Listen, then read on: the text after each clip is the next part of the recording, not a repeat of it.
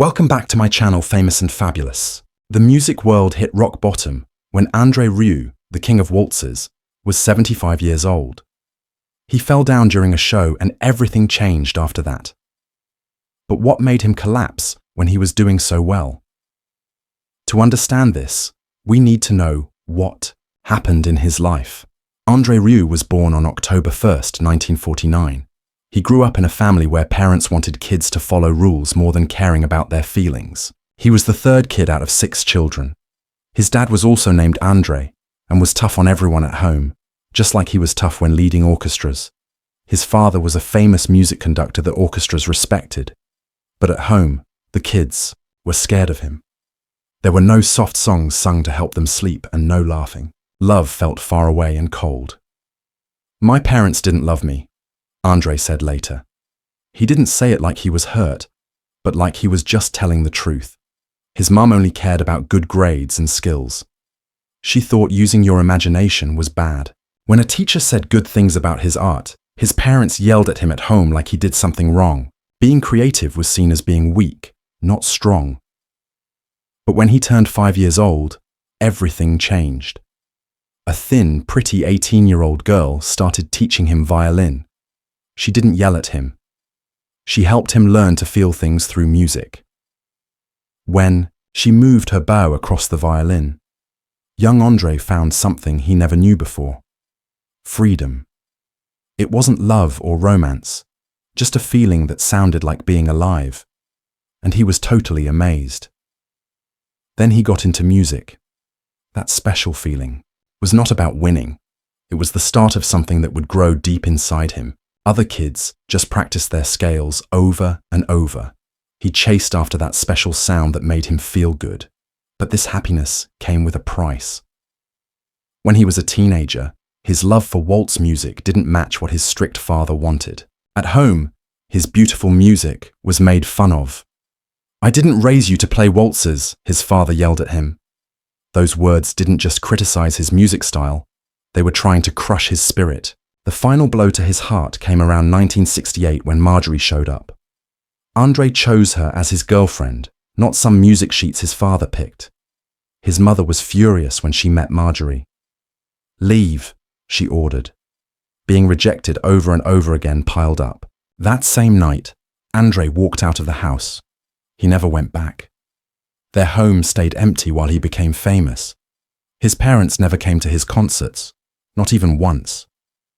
Even though arenas were packed with fans who loved him, the quiet rejection from home was a memory he couldn't forget. "I spent years talking to doctors trying to understand why my childhood felt so empty," he once said. All the clapping from audiences never filled that empty space inside him.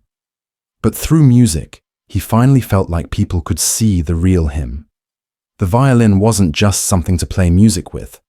It was like a rope that saved his life.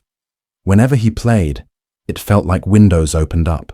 In 1978, after years of playing with formal orchestras and dealing with the boring sound of concert halls, André got tired and started a rebellion. He started the Maestro Salon Orchestra with 12 dreamers, no fancy costumes and lots of hope. These young people with big dreams played in small community halls, backyard weddings, and forgotten border towns. They played music just because they loved music. No critics judging them. No big fancy stages, just sound that people shared together. All of that was what people could see on the outside. But inside, there was someone else who was the heart of everything. It was Marjorie. She was steady, exact, and people didn't see her much. She handled business meetings, bookings, and wrote music arrangements without getting credit. She was the invisible power behind his visible magic. When he wasn't sure about buying a falling-apart castle, she said, "Sell more records." Not because she was curious, but to build their future. This quiet revolution wasn't on TV. It slowly spread by word of mouth. In 1987, he officially started the Johann Strauss Orchestra with 12 musicians and a bold mission to bring music's heartbeat back to life. They got rid of serious formality. Instead of black fancy coats, they wore bright colors to invite joy. There, 1988. New Year's Day first show was full of dancing lights and happy melodies that felt electric. Critics laughed at them, but audiences loved them and came in huge numbers. They weren't just going to a concert, they were taking music back for themselves. By 1995, on one of Europe's biggest stages at the UEFA Champions League final in Vienna, something amazing happened without planning. Rieu walked onto the soccer field with his orchestra as a beautiful waltz played loudly. Soccer fans stopped what they were doing, swayed back and forth, and clapped along. The stadium lit up with grace. The tension of sports melted away like ice. When Ajax scored a goal, the timing felt magical. That moment became legendary. Overnight, Strauss and his group flew to #1 in the Netherlands for 19 weeks straight. This had never been heard of for classical music before.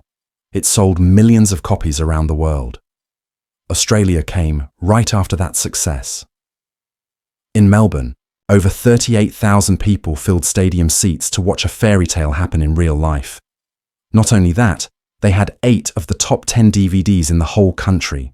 All of them belonged to him. He stood next to pop music stars like Pink and AC/DC as an equal. After all that success, there were still some people who didn't like what he was doing. The old-fashioned musicians pulled back in disgust. One conductor spit out the words, musical, porn, making fun of the lights and fancy dresses, and sneering that happiness had no place in art. But to Rieu's audiences, it meant everything to them. Dancing families and grandparents with tears in their eyes showed that emotion had found its stage. When he said, "With us, you don't feel that serious quiet that drives people away," he really meant it. He wasn't selling concerts. He was giving away hope to people.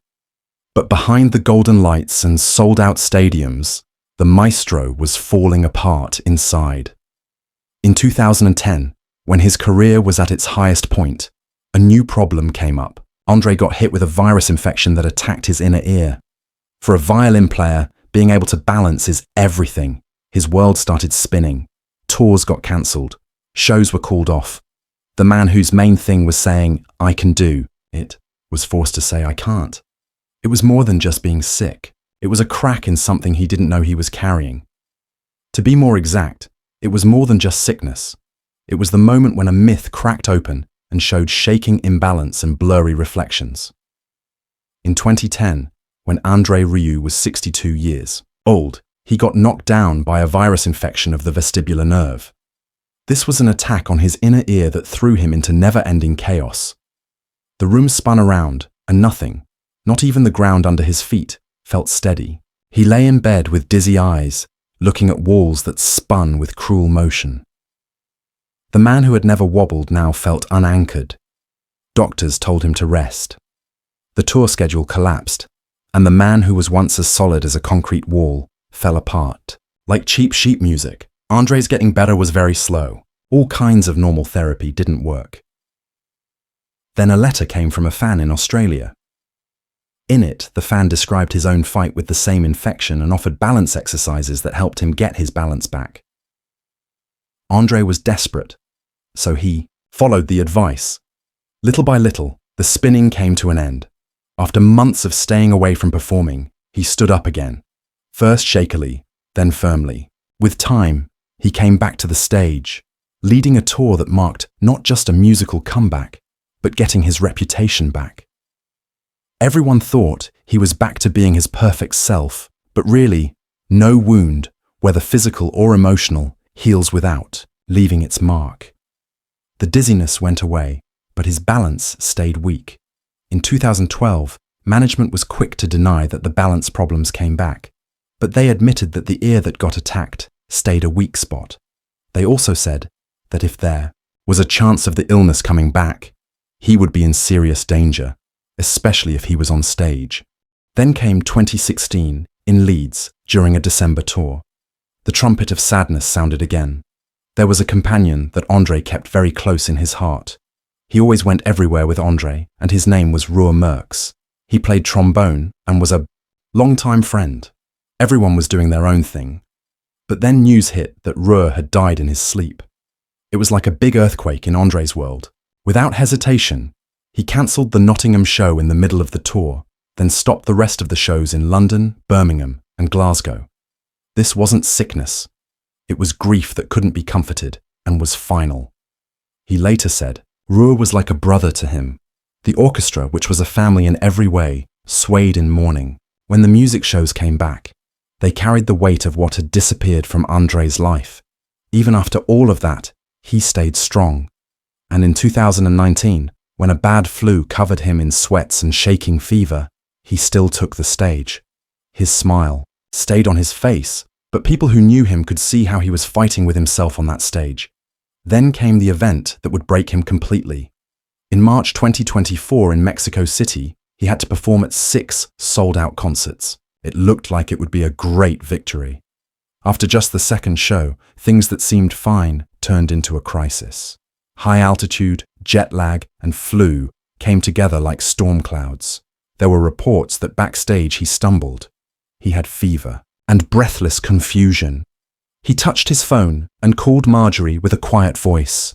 I don't want a first concert day like this ever again. 4 concerts got cancelled like that. Over 40,000 ticket holders were angry. The orchestra, all 125 people, got sent home in the middle of the tour. Flights got turned around, tickets got refunded. It was emergency chaos with no way to keep their quiet dignity. In that break, something new happened. Pierre, his son, stepped forward. He wasn't just a son or tour manager anymore. He became a shield protecting his father. No more trips across continents that felt like marathons. The pace slowed down. Only performances in Europe, controlled scheduling, sleep, recovery. A soft fortress built around André's health. It wasn't running away.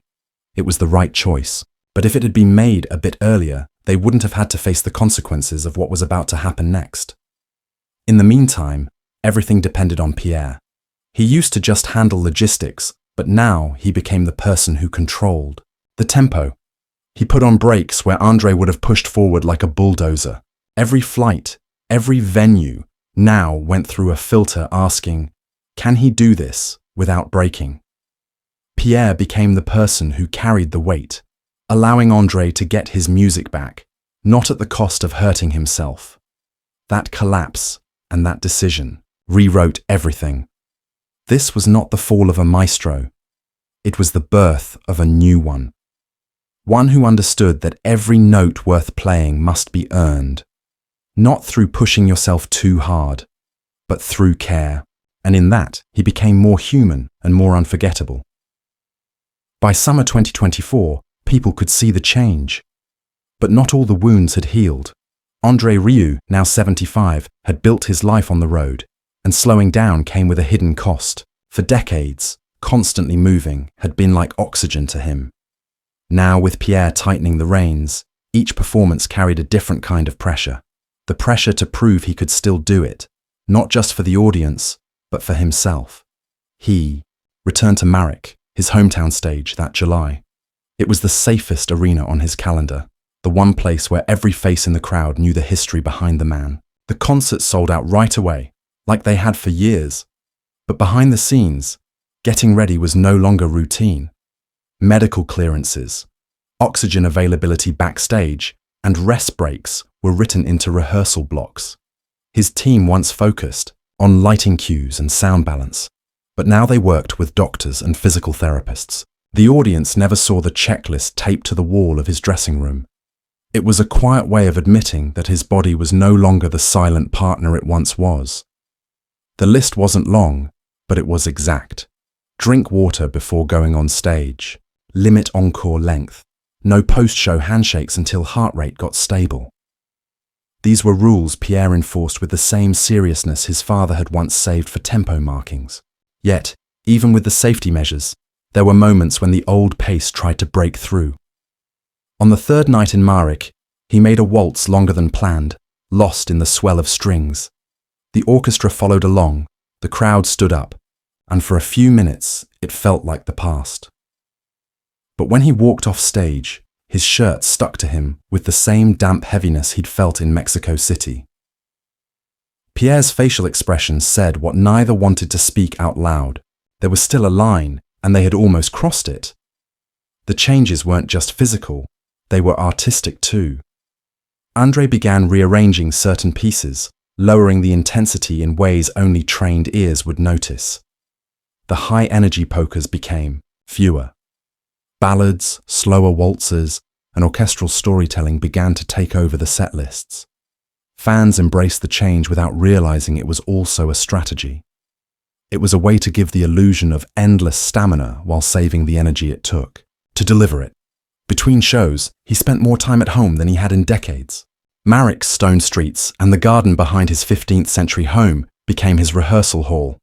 Instead of rehearsing for hours with the full orchestra, he practiced privately, keeping his energy bank full for performance days. Friends noticed a softer rhythm to his voice, fewer late-night phone calls, and a newfound willingness to say no. When André Rieu stepped back onto the stage after his long health battle, the applause was different. It wasn't just a celebration, it was relief. For months, no one knew if the King of the Waltzes would perform again. His 2009 virus infection had stopped him mid-tour. Doctors had warned him that pushing too soon could end his career, but walking away from music was never a choice for André. The first concert back was in Antwerp. Tickets had sold out before his illness. Many expected a shorter show. Instead, Rieu delivered 3 hours of music without cutting a single number. He greeted his audience with that familiar warmth. Yet, sharp observers noticed the changes. He sat between pieces.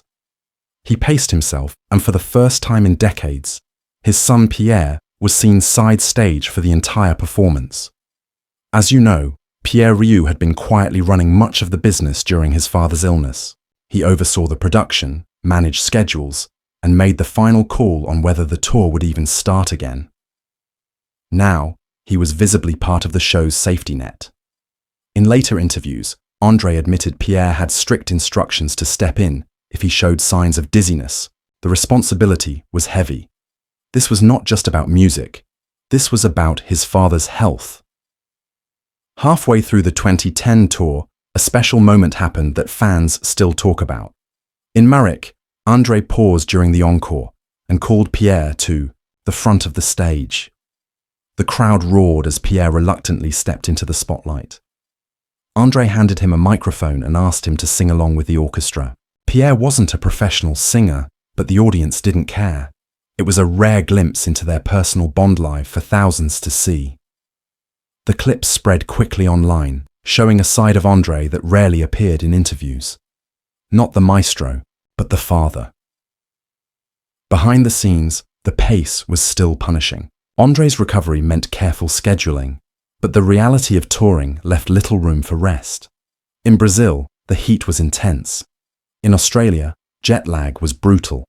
André's team adjusted set lists, making sure the most physically demanding numbers were placed early in the show when his energy was highest.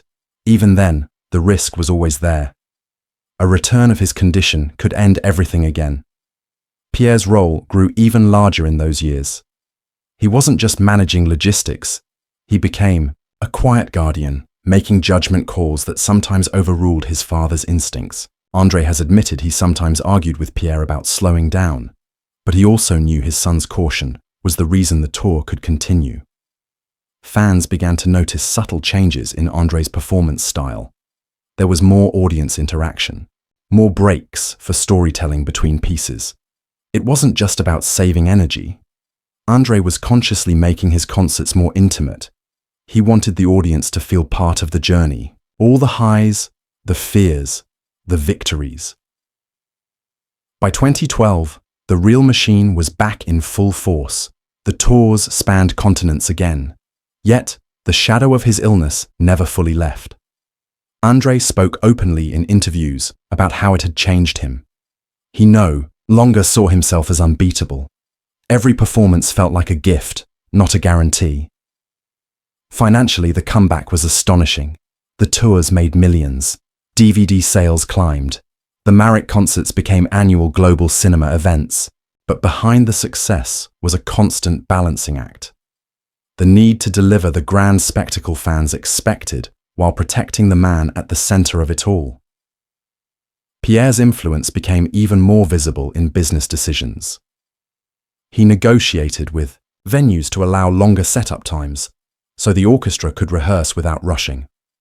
He insisted on medical staff being present at every show, no matter the location, and he began preparing for something André rarely discussed in public: what would happen when he could no longer tour at this scale.